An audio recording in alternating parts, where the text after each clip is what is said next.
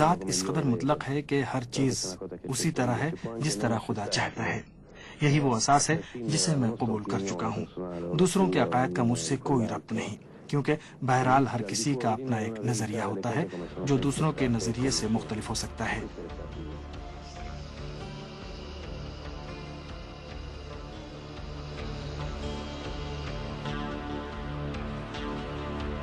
اسلام پر ایڈورڈو کے یقین و ایمان اور قلبی لگاؤ کے باعث ان کے والد کو اس بات کا بہت جلد اندازہ ہو گیا کہ ان کا بیٹا اس عظیم خاندانی دولت کے لیے مناسب وارث نہیں ہے. در حقیقت ایڈورڈو نے وہ راستہ اپنایا تھا جو انہیں روز بروز فیٹ فیکٹری کی حکمرانی سے دور لے جا رہا تھا، مگر انہیں اس کی کوئی پرواہ بھی نہیں تھی. میں سوچتا ہوں کہ دنیا عشق اور جذبات سے پر جگہ ہے، لیکن یہ میری ذمہ داری ہے کہ اس بات کو سمجھوں کہ ایک بڑے خاندان میں ہر ایک میں کتنی صلاحیت اور توانائی ہے تاکہ اسی کے مطابق اسے ذمہ داریاں دی جا سکیں. سن 80 کی دہائی کے آخر میں سینیٹر جیووانی اونیلی کے جانشین کے انتخاب کا مسئلہ فیٹ کی قیادت کونسل میں پیش ہوا. کونسل کے سبھی ارکان نے ایڈورڈو کے مذہبی عقائد کی بنا پر اس منصب کے لیے انہیں نامناسب قرار دے دیا، لیکن اصلی وارث وہی تھے، لہٰذا انہیں الگ کرنے کے لیے کسی ایسے بہانے کی ضرورت تھی جسے رائے عامہ کے سامنے ایک جواز کے طور پر پیش کیا جا سکے. یہی وقت تھا جب مائلینڈی کا واقعہ پیش آیا اور اطالوی ذرائع ابلاغ نے، جن کا ایک بڑا حصہ اس کے پاپ کی ملکیت ہے، اس کی وسیع پیمانے پر کوریج کی. اکتوبر 1990 کو ذرائع ابلاغ نے یہ خبر دی کہ ایڈورڈو کو کینیا کے ساحلی شہر مائلینڈی سے 300 گرام ہیروئن لے جانے کے الزام میں گرفتار کر لیا گیا. ایک ایسا واقعہ کہ جس میں کسی طور پر حقیقت نہ تھی، اور کینیائی پولیس کو جلد ہی اپنی غلطی کا پتہ چل گیا. کینیا کی عدالت نے کسی قسم کی سزا سنائے بغیر اسے بری کرنے کا حکم جاری کر دیا. لیکن ذرائع ابلاغ کو اس واقعے سے وافر مقدار میں غذا مل گئی. بعض اخبارات نے یہاں تک لکھ دیا کہ وہ اسمگلر ہے اور فیٹ کے نفوذ اور دباؤ پر اسے بری کیا گیا ہے. جب وہاں سے واپس آ رہا تھا میں نے ایڈورڈو سے حقیقت جاننی چاہی، کیونکہ پولیس آئی. اخبارات نے لکھا کہ فیٹ کے مالک کا بیٹا 300 گرام ہیروئن اس کی جیب میں تھی، نہ جانے کیا کیا. کہنے لگا، حسین تم مجھے اچھی طرح جانتے ہو. میں کہتا ہوں ٹھیک ہے. دیکھو بات یہ تھی کہ میں جس علاقے میں تھا وہاں 2 بچے تھے جنہیں میں پہچان چکا تھا کہ مسلمان ہیں. میں آتے جاتے انہیں دیکھتا تھا، ان سے بات کرتا تھا. میں چاہتا تھا کہ ان سیاہ فام بچوں یا اس علاقے کے اصل باشندوں کی زندگی رہن سہن کا مشاہدہ کروں. ایک روز 2 آسٹریلوی باشندوں کو دیکھا جو ہیروئن خریدتے اور فوراً ہی اپنے ارد گرد گھومنے والے بچوں کے ہمراہ پینے کی تیاری کرتے اور دم لگاتے. میں نے انہیں آواز دی، ان کی توجہ دلائی کہ اگر آپ منشیات کے عادی ہیں تو ہوں، یہ آپ کا مسئلہ ہے. لیکن یہ بچے جو یہاں پل بڑھ رہے ہیں اور یہاں رہتے ہیں، جب کسی یورپی باشندے کو دیکھتے ہیں کہ وہ ایسا کام کر رہا ہے، وہ سمجھتے ہیں یہ کوئی اچھا کام ہے.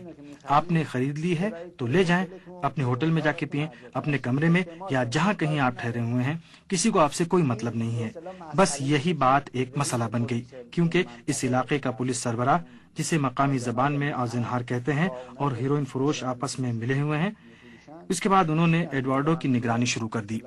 ایڈورڈو معمول کے مطابق ہر روز ان سیاہ فام بچوں کی جھونپڑی میں جایا کرتا تھا، لوگوں سے بات چیت کرتا تھا، یا یوں کہوں کہ ان کی ڈالروں سے مدد کیا کرتا تھا. ایک روز ایڈورڈو وہاں موجود تھا کہ پولیس آ گئی.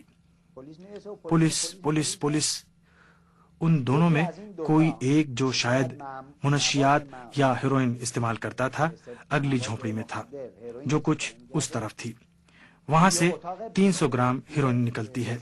بعد میں اخبارات لکھتے ہیں 300 گرام تھی، پھر لکھتے ہیں 30 گرام تھی، پھر لکھتے ہیں ایڈورڈو اونیلی ہیروئنچی تھا. اس کی گرفتاری کے بعد جب ہم اس کی فلم بناتے ہیں تو کہتے کہ ایڈورڈو نے 300 گرام ہیروئن کھڑکی سے باہر پھینک دی تھی. جب عدالت اور مقدمے کی بات چلی تو ایڈورڈو کے گھر والوں نے کہا کہ تم واپس اٹلی آ جاؤ. تمہاری نیابت میں 2 قونصل بھیج دیں گے۔ ایڈوارڈو نے کہا کہ میں واپس نہیں آؤں گا کیونکہ میں نے کوئی جرم نہیں کیا ہے۔ اگر میں واپس آ گیا تو سب یہی کہیں گے کہ یقیناً میں نے کچھ ضرور کیا ہے۔ میں مقدمے کی سماعت تک یہیں رہوں گا۔ سماعت کے پہلے دن کہا گیا کہ ایڈوارڈو نے ہیروئن کھڑکی سے باہر پھینک دی تھی۔ ایڈوارڈو نے کہا کہ چلیے وہاں چلتے ہیں جہاں سے پولیس نے مجھے گرفتار کیا ہے۔ جب اس جگہ پر پہنچے تو دیکھتے ہیں کہ ایک پولیس والا جھونپڑی کی چھت کو ایک جگہ توڑنے کی کوشش کر رہا ہے تاکہ کہا جا سکے کہ ایڈوارڈو نے یہاں سے ہیروئن باہر پھینکی تھی۔ تو اس سے ظاہر ہوا کہ ایڈوارڈو کو پھنسایا گیا تھا۔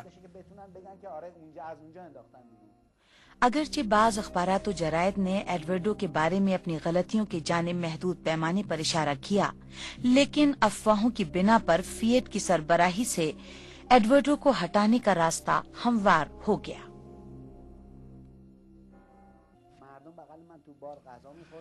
کچھ لوگ میرے برابر میں بیٹھے تھے، کہہ رہے تھے سنا ہے ایڈوارڈو کو 300 گرام ہیروئن کے ساتھ گرفتار کیا گیا ہے۔ میں اس وقت ان کا منہ بند نہیں کر سکتا تھا کہ تم کیا کہہ رہے ہو۔